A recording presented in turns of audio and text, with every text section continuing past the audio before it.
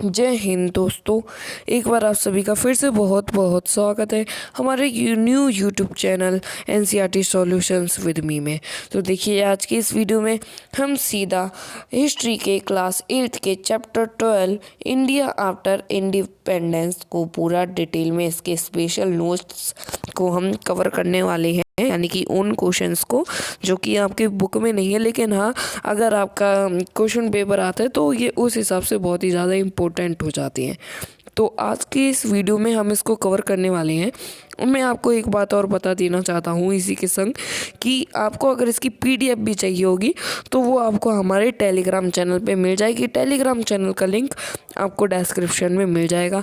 Channel को subscribe ज़रूर कर दीजिएगा। डिटेल में आपको एक एक चीज़ समझाएंगे। छोटी वीडियो होगी लेकिन हाँ, आपको समझ में ज़रूर से आ जाएगा।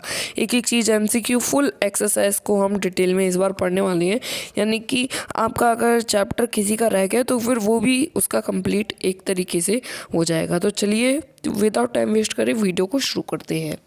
तो देखिए, इंडिया आफ्टर इंडिपेंडेंस, इसके क्या पढ़ने वाले, सबसे पहला जो क्वेश्चन है वो है एमसीक्यू। तो एमसीक्यू टाइप क्वेश्चन को हम कवर करते हैं। सबसे पहले तो देखिए, सबसे पहला क्वेश्चन क्या कह रहा है, how many countries of the world join the conference of Bandung in Indonesia.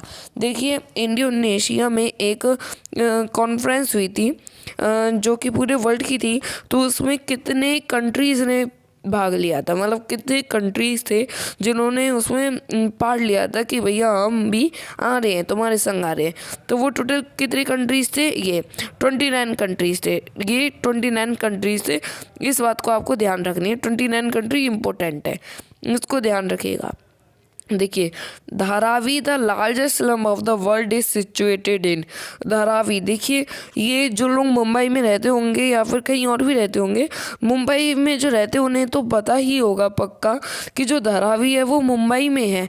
तो इसका आंसर देखिए सिंपली ऑप्शन डी हो जाएगा, मुंबई। इस बात को आप सभी ध्यान रखिएगा, मुंबई इसका करेक्ट आंसर है ना। तो मुंबई इसका करेक्ट आंसर हो जाएगा और कुछ नहीं है इसमें। बहुत ईजी सा क्वेश्चन था, तो ये थोड़ी रिमूव हो गई है, सॉरी। तो देखिए, अब थर्ड क्वेश्चन पे हम आते हैं। बहुत इजी क्वेश्चन है। The leader who went on hunger strike for the Andhra Pradesh to protest the interest of Telugu speaker is. The leader who went on hunger strike, इस वर्ड पे देखिए बहुत ध्यान देना। हंगर स्ट्राइक यानी कि हम खाना भी नहीं खाएंगे, हम कुछ भी नहीं करेंगे, हम बैठे रहेंगे अनशन पे। जैसे कि महात्मा गांधी थे, वो अनशन पे बैठे जाते थे, उसी तरह ये भी हंगर स्ट्राइक पे बैठ गए थे। इन्होंने देखिए क्यों भेजा था, इनको एक अलग से राज्य चाहिए था, अपनी लैंग्वेज। जैसे कि आप उन्हें जिन बच्चों ने चैप्टर पढ़ा है उनको तो ऑब्वियसली पता होगा कि जो कांग्रेस थी उसने वादा किया था कि हम अलग से, जिसको जैसे कि लैंग्वेज वाली ग्रुप है जो अलग अलग भाषा बोलते हैं। जैसे कि अगर आप हरियाणा में जाएं तो वहाँ पे हरियाणवी लोग ज़्यादातर बोलते हैं, पंजाब में जाएं तो फिर पंजाबी बोलते हैं। तो वे लैंग्वेज के बिहाफ पे स्टेट का पार्टीशन कहा था कि जे एक जो भी राज्य होगा उसको एक खुद की कंट्री की मान्यता दी जाएगी उसे, कि भैया हर एक राज्य खुद की कंट्री है। लेकिन इन्होंने वादा तो कर दिया था मिलाने के लिए, ताकि हम भगा सकें ब्रिटिशर्स को। तो हमने वादा तो कर दिया था, लेकिन इसको पूरा नहीं करना था अपन को, क्योंकि अगर वादा करते तो फिर एक तरह से सभी स्टेट अलग अलग हो जाते। आंध्र प्रदेश कोई और स्टेट होता, सब जैसे अफ्रीका के लोग हैं ना गरीब, उसी तरह से हमारा भी यही हाल होता, गरीबी में रहते हम सब। तो इसीलिए इन्होंने भी हंगर स्ट्राइक की थी कि भैया हमें भी अपना एक नया कंट्री चाहिए। तो उनका नाम था पोती सरीरामुल्लू। देखिए, इनका ये नाम था। ऑप्शन बी करेक्ट हो जाएगा, ऑप्शन बी। ये बहुत इंपॉर्टेंट क्वेश्चन है। मैडम आपके घुमा के भी पूछ सकते हैं, मैम ये भी पूछ सकती है कि बताइए पोती सरीरामुल्लू ये कौन थे, ये कौन से लीडर थे। देखिए, गांधीयन लीडर थे। ये कौन से लीडर थे, गांधीयन लीडर थे। इस बात को आप ध्यान में रखिएगा, गांधीयन लीडर थे। इन्होंने इसलिए ये आए थे, ये बैठ गए थे, अनशन पे बैठ गए थे कि भैया हमें भी अपना एक अलग से राज्य चाहिए। जिस तरीके से इंडिया आज़ाद हो गया, आपने तो वादा किया था, लेकिन आपने हमारे वादे को क्या नहीं किया, पूरा नहीं किया। और इनकी 53 डेज बाद, कितने डेज बाद, 53 डेज बाद इनकी डेथ हो गई थी, क्योंकि ये अनशन पे बैठ गए थे, इन्होंने खाना पीना नहीं खाया था। 53 डेज़ के बाद इनकी डेथ हो गई थी। फिर इसके बाद आंध्र प्रदेश को बनाया गया था। तो इस बात को आप ध्यान रखिएगा, ये मैंने बहुत अच्छे से आपको समझा भी दिया है। तो अब अगला आ रहा है, आप जरा ध्यान से देखिएगा। The Bhilai steel plant was setup in the year. Bhilai steel plant, देखिए भिलाई स्टील प्लांट कब सेटअप हुआ था। भिलाई स्टील प्लांट से मैं आपको एक बात बता दूं, ये एक स्टील प्लांट था, तो ये किसकी हेल्प से भी सेटअप हुआ था ये भी पूछ सकता है। सेटअप हुआ था ये यूएसएसआर की तरफ से। यूएसएसआर ने इसके लिए मदद की थी। यूएसएसआर अब क्या है, रसिया। देखिए ज़्यादातर बच्चों को कन्फ्यूज़न रहता है, तो इसका आंसर देखिए बहुत सिंपल है, रसिया की मदद से ऐसा हो पाया था। और ये कब हुआ था, ऑप्शन डी करेक्ट हो जाएगा, 1959 में हुआ था। इसकी चिंता मत करिए, पीडीएफ आप सभी को मिल जाएगी। तो अब आता है, how many Indians form the constituent assembly. देखिए कितने इंडियंस थे जिन्होंने कॉन्स्टिट्यूएंट असेंबली को बनाने में हेल्प की थी। देखिए कितने इंडियन थे, 300 इंडियंस थे। ऑप्शन सी करेक्ट हो जाएगा, 300 आए थे, 300 लीडर्स थे, मतलब इंडियंस थे, उनकी वजह से बनी थी। तो अब नेक्स्ट क्वेश्चन पे आते हैं। New state of Andhra Pradesh was came into being. देखिए ये वही बात आ गई पोती श्रीरामुलु वाली, वो अनशन पे बैठ गए, फिर उनकी डेथ हो गई थी। देखिए 1952 में यह आंदोलन किया गया था, इस बात को भी आप जान लीजिए, 1952 में आंदोलन हुआ था। तो और 1953 में इसको मान्यता दी गई थी। सरकार एक साल तक तो विचार कर रही थी कि भैया क्या करना है, तो यहाँ पे विचार किए जा रहे थे। तो विचार करने के बाद इन्होंने अपना वो लिया कि चलो भैया इनको एक नया राज्य बना ही देते हैं। क्योंकि उसके बाद देखिए प्रदर्शन होने लगे थे, और ज़्यादा आंदोलन क्या हो गया था, तेज हो गया था, और ज़्यादा तेज आंदोलन हो गया था। तो इस वजह से ऑप्शन क्या करेक्ट हो जाएगा, ऑप्शन ए करेक्ट हो जाएगा। 1 अक्टूबर 1953 में हो गया था ये, इस बात को आप ध्यान रखिएगा। 1 अक्टूबर 1953 में आंध्र प्रदेश को बना दिया गया था, ये बहुत ज़रूरी पार्ट है। तो अब आते हैं, Mukti Bahini was formed by the Bengal population under the leadership of. इसका आंसर है मुजीबुर रहमान। तो देखिए हम मुक्ति वाहिनी के बारे में भी अभी बात करते हैं, और ये बहुत ही ज़्यादा इंटरेस्टिंग टॉपिक हो जाएगा। मैंने क्या कहा था, देखिए जो मैं आपके लिए क्वेश्चन लेके आऊँगा उनको मैं डिटेल में भी बताऊँगा। इससे क्या होगा कि आपका चैप्टर भी रिवाइज भी हो जाएगा, और जिन बच्चों ने नहीं पढ़ा होगा उनको भी थोड़ा बहुत समझ में आ ही जाएगा।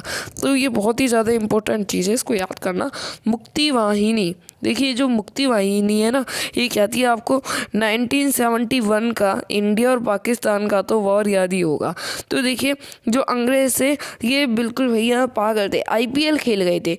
आप एक चीज़ देखना, इंडिया और पाकिस्तान का बंटवारा कर दिया था इन्होंने। कहाँ से बैठे बैठे इन्होंने कर दिया था, लंदन से बैठे बैठे इन्होंने बंटवारा कर दिया था। किसका कर दिया था, इंडिया का और पाकिस्तान का। क्या खेल गए थे ये, आईपीएल खेल गए थे। ये बहुत ही ज़्यादा अच्छी ट्रिक है, इस ट्रिक से अगर आप करेंगे तो बहुत आसानी से आपको याद हो जाएगा, ये पक्का है। देखो आईपीएल खेल गए थे, इन्होंने क्या किया था, इंडिया ये रहा, एक पाकिस्तान तो इधर बना गए थे, ईस्ट पाकिस्तान है ना, वेस्ट पाकिस्तान बना गए थे, और एक तरफ ईस्ट पाकिस्तान बना गए थे। तो देखिए जो वेस्ट पाकिस्तान वाले थे, इंडिया के वेस्ट में जो थे, तो वो क्या ईस्ट पाकिस्तान वालों को पागल समझते थे कि भैया नहीं, ये तो मुसलमान है ही नहीं, इनके ऊपर जुल्म करो, इनको काटो पीटो कुछ भी करो। तो मिलियंस में मार दिए थे इन्होंने, ईस्ट में इन्होंने बहुत हालत ख़राब कर दी थी। वहाँ से जो शरणार्थी इंडिया में आ रहे थे वो घुस रहे थे, बोल रहे थे कि भैया हमारी मदद करो। तो वो डायरेक्ट इंडिया के अंदर आ रहे थे अपना पाकिस्तान को छोड़ने के लिए, कि भैया पाकिस्तान छोड़ने पे वो मजबूर हो गए थे कि अब आपको कुछ तो करना पड़ेगा। तो उसके बाद जो हमारी उस टाइम पे प्राइम मिनिस्टर थी मिसेस इंदिरा गांधी, तो उन्होंने युद्ध का ऐलान किया था कि भैया युद्ध करना है। तो उस टाइम पे जो जनरल थे हमारी सेना के, उन्होंने ये कहा था कि देखिए इस समय अप्रैल मई का टाइम चलने वाला है, बारिश भी हो रही है, तो हमारी सेना धंस जाएगी, तो हम युद्ध नहीं लड़ पाएंगे, तो आपको थोड़ा वेट करना होगा। फिर दिसंबर में जब बारिश का मौसम बिल्कुल ख़त्म हो गया और ऐसा कुछ परेशानी नहीं थी, फिर उन्होंने युद्ध किया था। तो उस टाइम पे हमने बिल्कुल बहुत बुरी तरह हराया था पाकिस्तान को। तो उस टाइम पे मुक्ति वाहिनी चल रहा था, मुक्ति वाहिनी नाम दिया गया था, जो कि किसने किया था, मुजीबुर रहमान। और अब बांग्लादेश उससे क्या बना था, बांग्लादेश बना था। हमारा इंडिया हमेशा ऐसा है कि भैया उसने ये नहीं सोचे कि यहाँ जाओ बांग्लादेश को अपने अंदर ही मिला लेते हैं, नहीं, उसने एक अलग देश को बना दिया। किसको बना दिया उसने, बांग्लादेश को, जिसकी की प्राइम मिनिस्टर कौन है। अब इस समय पे आपको कमेंट में ये बात बतानी है कि उसकी हम प्राइम मिनिस्टर कौन है। तो अब ये और देख लीजिए इसका कौन था, क्या नाम है मीरा बहन का। तो ये फिर से आउट हो गया है, तो ये बार बार परेशानी आ रही है, इसमें थोड़ा बग है, को थोड़ी परेशानी ना हो इसके लिए सॉरी। तो देखिए मुक्ति वाहिनी किस रेट ऑफ दिया जैसे मुजीबुर रहमान ने, या ध्यान कर लीजिएगा, इसे बहुत आसान है। तो अब क्या है, which is not the features of our constitution, हमारे कॉन्स्टिट्यूशन का क्या फीचर नहीं है। देखिए सबसे पहले इसको भी डिटेल में हम कवर करते हैं।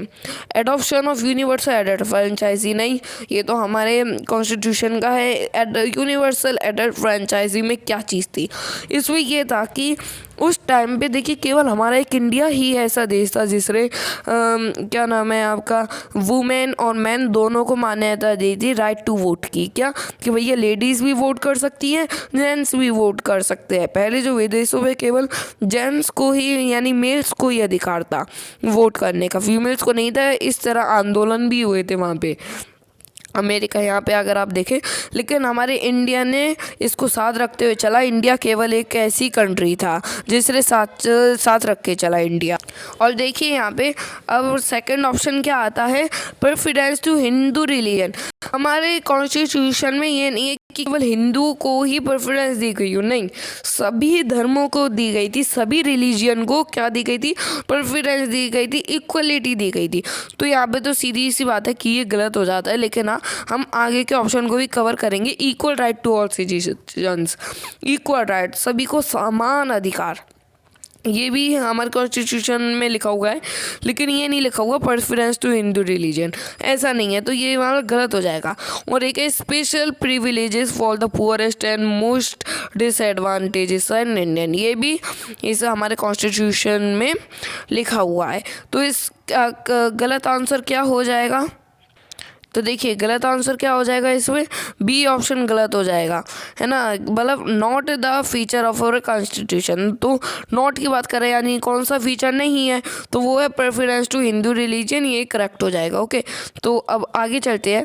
अब नेक्स्ट है, up to which date were many of the princely states remains as administrative unit.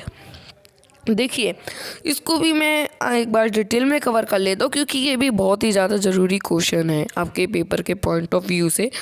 तो देखिए जो इंडिया जब आज़ाद हुआ था, तो उस टाइम पे कम से कम 500 प्रिंसली स्टेट थे। प्रिंसली स्टेट मतलब जो कि महाराजा, नवाब, इन सब के द्वारा रूल किए जाते हो, है ना। तो इनको मिलाना एक बहुत मतलब बहुत टफ था कि भैया इनको कैसे मिलाया जाए, क्योंकि ये सब एक अलग देश बन रहे थे अपने आप में। तो उनको मिलाने का काम किसी ने किया था, अपना हमारे डिप्टी प्रेसिडेंट यानी कि उप प्रधानमंत्री उस टाइम के कौन थे, सरदार वल्लभ भाई पटेल। उनकी वजह से, अगर वो नहीं होते ना तो हम सब आज अलग अलग देश होते। जैसे कि मैं उत्तर प्रदेश में रहता हूँ, तो उत्तर प्रदेश एक अलग देश होता, दिल्ली एक छोटा सा अलग देश होता। तो हो सकता है बाद में फिर इनका क्या नाम दे देते, United state of India, USI बना देते, है ना। तो इस तरीके से है। तो जैसे कि नाटो है, वो क्या चीज़ है, North Atlantic Treaty Organization, NATO है ना, जो कि किसे क्या है, अमेरिका का। तो अटलांटिक का क्या मतलब है, जितने भी अटलांटिक रीजन के देश हैं।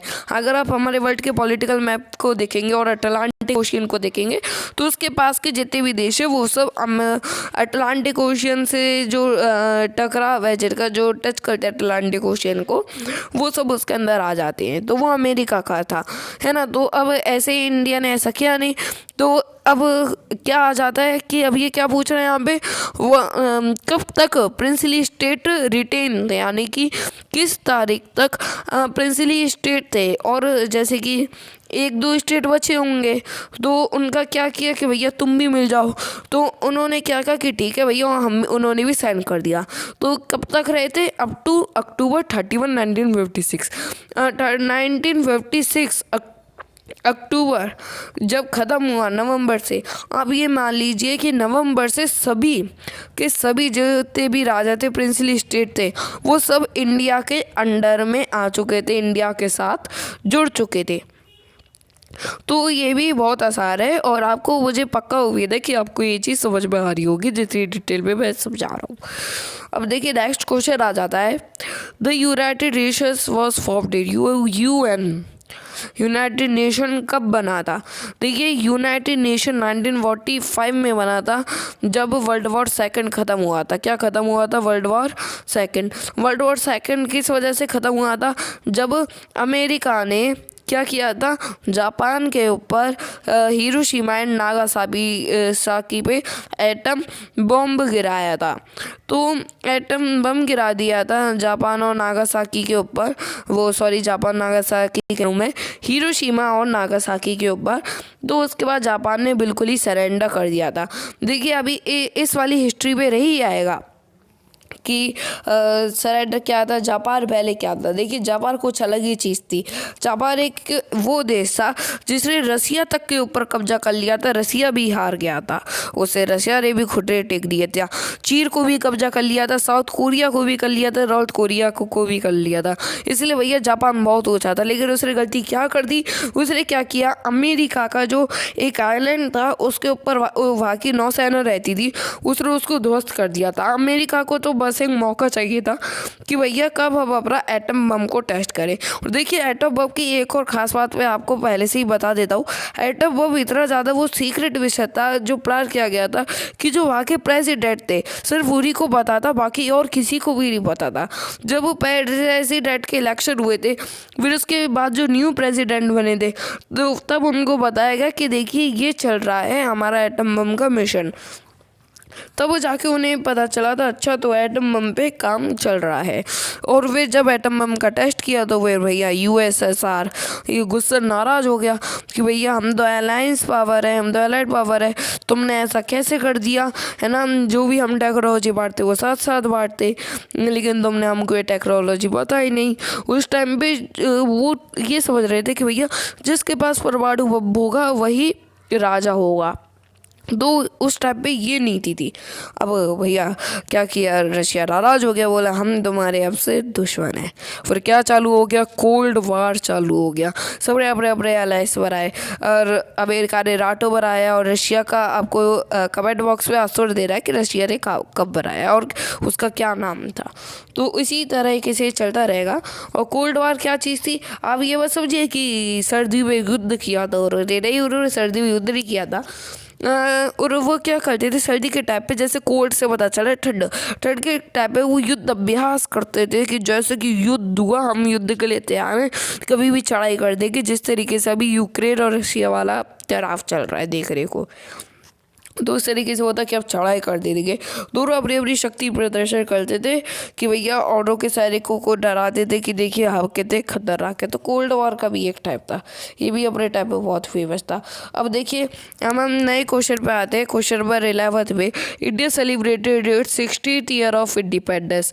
इंडिया ने अपने 60th ईयर कब इंडिपेंडेंस के सेलिब्रेट करें? देखिए 15 अगस्त 2007 को क्या किया, अपना 60th इंडिपेंडेंस हो रहा है। देखिए क्यों ये अपने आप में क्यों खास था, ये इसलिए खास था कि India was United. India United था अभी तक। जितने भी जब इंडिया अलग हुआ था तो ब्रिटिशर्स ये सोच रहे थे अरे क्या यार ये तो अलग हो जाएगा, टूट जाएगा, ये बट जाएगा, लेकिन ऐसा नहीं हुआ था। हमारा कॉन्स्टिट्यूशन इतना पावरफुल था और इतना अच्छा था कि उसने सभी राज्यों को अपने हैंडल में रखा। और देखिए इंडिया यूनाइटेड है अभी तक। अब कितने साल हो गए हैं इंडिया को, ये भी मैं आपको बता देता हूँ। तो अभी इंडिया की आज़ादी के 75 ईयर हो गए 2022 में, जब ये वीडियो बन रही है। पता नहीं आप कब देख रहे हो तो आपको तब क्या टाइम हो जाए। तो हम नेक्स्ट क्वेश्चन पे आ जाते हैं। बहुत आसान है। Pakistan was divided into 2 parts because of. देखिए अब ये वाला क्वेश्चन को भी अब डिटेल में एक बार चर्चा कर लेते हैं, इसकी भी बहुत अच्छा क्वेश्चन है। Imposition of Persian on the Bengali speaking of the East, imposition of Islamic language on the Bengali speaking of the East, imposition of Urdu on Bengali speaking population of the East, and none of the above। तो देखिए इसका क्या था, imposition of Urdu on Bengali speaking population on the East। तो भैया वहाँ पे मैंने आपको ये बात पहले ही बता दी है कि वहाँ के जो लोग थे वो जो ईस्ट वाला जो बंगाल था उसको क्या समझते थे कि भैया ये लोग पागल हैं, इन लोगों से कुछ भी नहीं हो रहा। तो उनको बिल्कुल अनपढ़ समझते थे और अपने आप को राजा समझते थे कि भैया प्योर पाकिस्तान तो हमें, ये तो कुछ भी नहीं है। तो इसका आपको जब आपने चैप्टर पढ़ा होगा तभी आपको ये क्वेश्चन समझ में आ पाएगा। देखिए इसका आंसर नंबर सी करेक्ट हो जाएगा। ये फिर से खुल गया, इसको बंद करना पड़ेगा, ये बड़ा तंग कर रहा है वीडियो के बीच में आके, माहौल बन जाता है, माहौल को ख़राब कर देता है। तो देखिए इसने क्या किया था मैं आपको बता देता हूँ इसके बारे में कि भैया इम्पोज कर दिया था उर्दू वालों को, बंगाली स्पीकिंग पॉपुलेशन को बहुत जुल्म किया था। ठीक है, बहुत गलत किया था भैया पाकिस्तान ने, कभी माफ़ नहीं किया अपने उसे और उसका बदला भी ले लिया 1971 में। आपको बता देते हैं 1971 की कुछ यादें भी अब आपको बता देती है, जैसे कि इयान कार्ल डोजो गोरखा रेजिमेंट के, उन्होंने भी अपना बहुत बलिदान, मतलब उन्होंने भी अपने बहुत जज्बा दिखाया था, अपना पैर ही काट लिया था। ये भी एक अलग से कहानी है, इसके ऊपर भी एक अलग से वीडियो बना के चर्चा करेंगे। और उस टाइम पे क्या किया था, पाकिस्तान जो था वो किसकी ओर जाके बैठ गया था। देखिए जब वर्ल्ड वॉर ख़त्म हुआ था तो फिर 2 पावर बढ़ गई थी। क्या चीज़ बढ़ गई थी, 2 पावर बढ़ गई थी।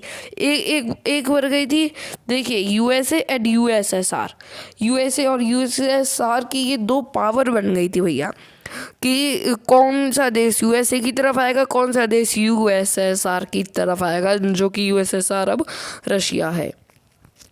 कौन सा देश किसकी तरफ जाएगा भैया। तो पाकिस्तान ने क्या किया, सीधा बोला कि यार मौका अच्छा है, ऐसा करते हैं कि सीधा देखिए एक ये रहा यूएसए है ना, ये रहा रशिया, तो अब बीच में ये है इंडिया और ये रहा पाकिस्तान तो चला कि भैया यूएसए की तरफ चलो, टेक्नोलॉजी देगा, बब्ब देगा। इंडिया बोला रही न्यूट्रल बने रहो, न्यूट्रल बनो, बीच करो भैया, ना तुम इसकी तरफ जाओ और ना ही तुम इसकी तरफ जाओ, हम दोनों में से किसी की तरफ नहीं गए। अब आप कहेंगे भैया यूएसए रशिया नाराज़ हो गए होंगे, नहीं, देखिए अपने आप में नाराज़गी की भी बात है कि भैया वो हमारे साथ नहीं आए, लेकिन एक खुशी की भी बात है कि हाँ चलो अगर उसने हमारा साथ नहीं दिया तो दूसरे का भी नहीं दिया, हम बीच में भले बने रहे किसी उसके संग। तो भैया 1971 के युद्ध में क्या किया अमेरिका ने, पाकिस्तान के संग इंडिया की तरफ साउथ में दूसरा अपना 7वां जंगी बेड़ा भेज दिया। तो रशिया बोला कि भैया हमने तुम्हारे संग समझौता कर रखा है, अभी तो वे नहीं छोड़ेंगे, उसने अपना 40वां बेड़ा भेज दिया।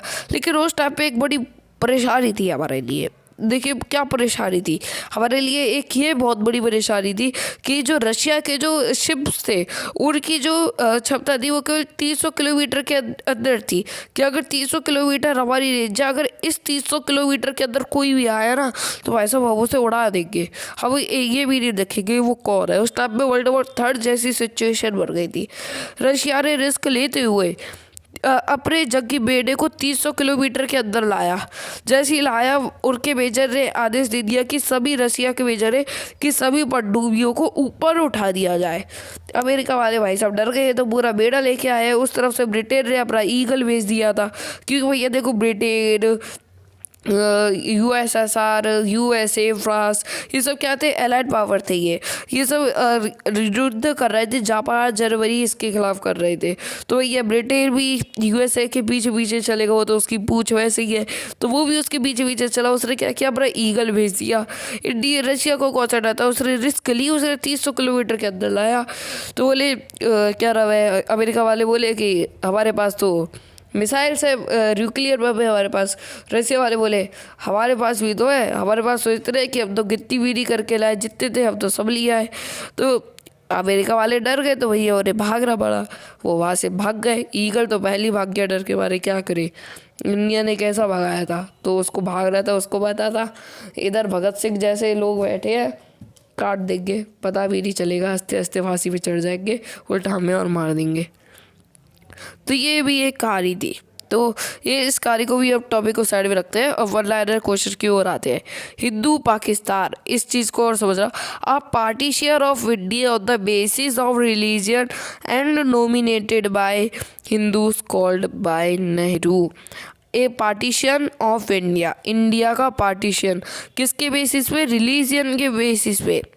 किसके द्वारा, हिंदुओं के द्वारा। देखिए ये भी क्या था, ये वही वाली कहानी रिपीट हो गई कि भैया लैंग्वेज के बेसिस पे हम आपको एक देश की मान्यता दे देंगे। तो हिंदू पाकिस्तान ये वो चीज़ थी, वो भाई सब बड़ा कर रहे थे। नेहरू जी, मतलब प्राइम मिनिस्टर नेहरू जो थे, वो बड़ा कर रहे थे कि नहीं भैया ऐसे हम नहीं कर सकते। अगर हम लैंग्वेज के ग्रुप पे डिवाइड करेंगे तो हम हिंदू पाकिस्तान ही बनाना चाहते।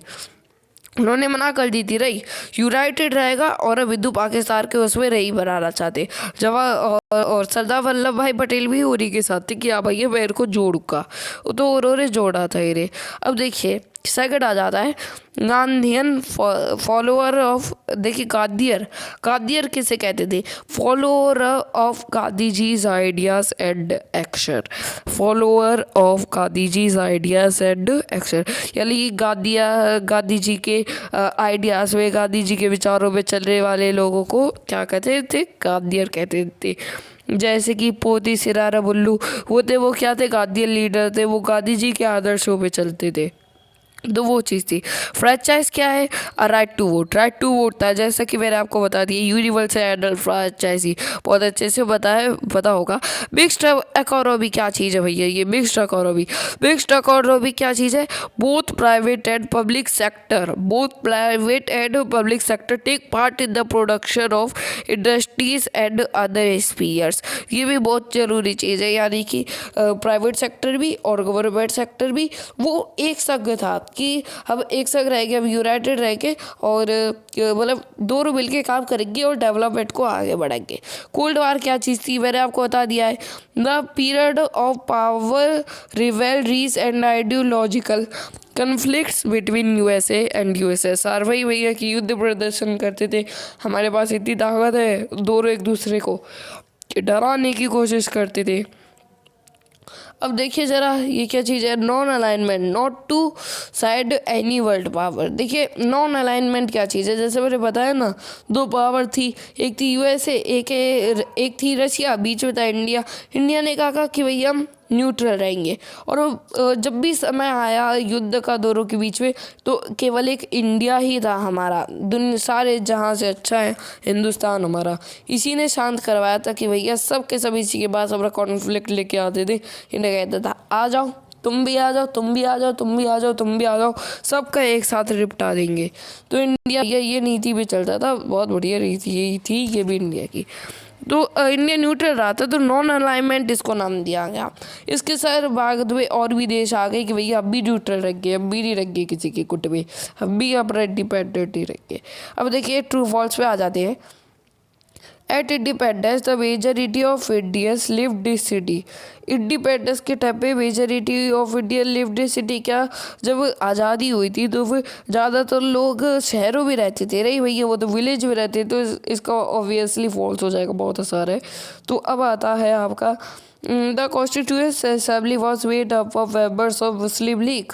वॉज जो कॉन्स्टिट्यूएंट असेंबली थी वो केवल मुस्लिम लीग के मेंबर से भरी हुई थी, रही ये बात गलत है।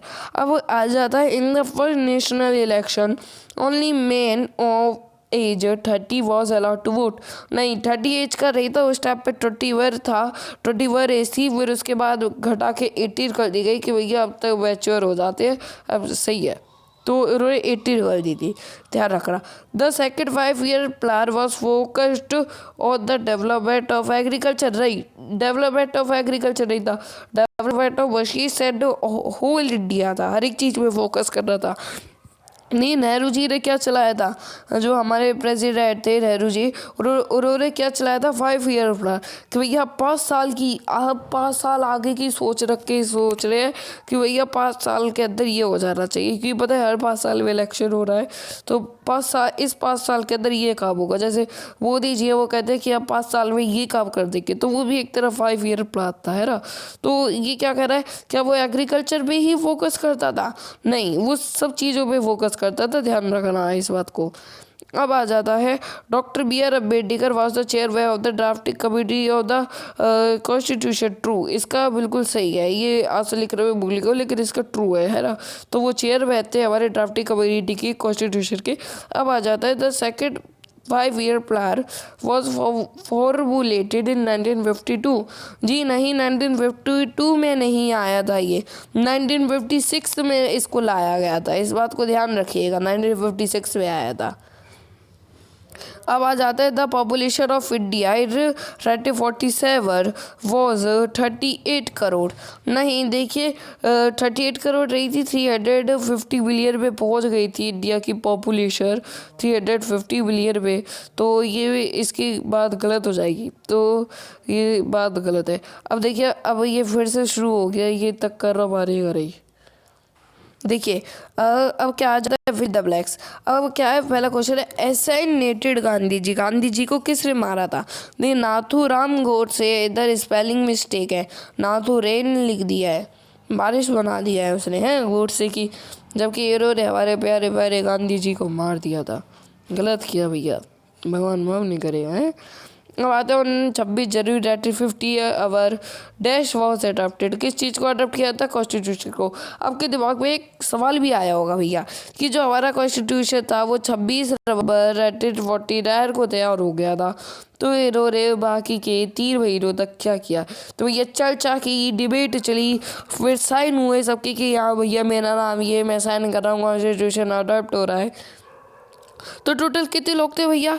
तो देखो 366 के अप्रॉक्स तो थे जब शुरुआत में 1946 में कॉन्स्टिट्यूशन की वो बैठी थी, तो 1946 में अप्रॉक्स 366 थे, उससे ज़्यादा भी हो सकते, शायद 398 थे, है ना। तो बाद में उसके बाद जब पार्टी शेयर हुआ तो वो 289 रह गए थे। फिर उसके बाद कुछ भर भी गए थे लोग, तो 268 के अप्रॉक्स लोग थे जिनके साइन हुए थे। तो ये इसमें था टोटल। मैंने आपको एक एक चीज़ कवर करा दी है, तो कोई भी परेशानी आपको नहीं होनी चाहिए। इसकी PDF भी मिल जाएगी हमारे टेलीग्राम चैनल पे, लिंक आपको डिस्क्रिप्शन में मिल जाएगा, वहीं से आपको ज्वाइन करना है।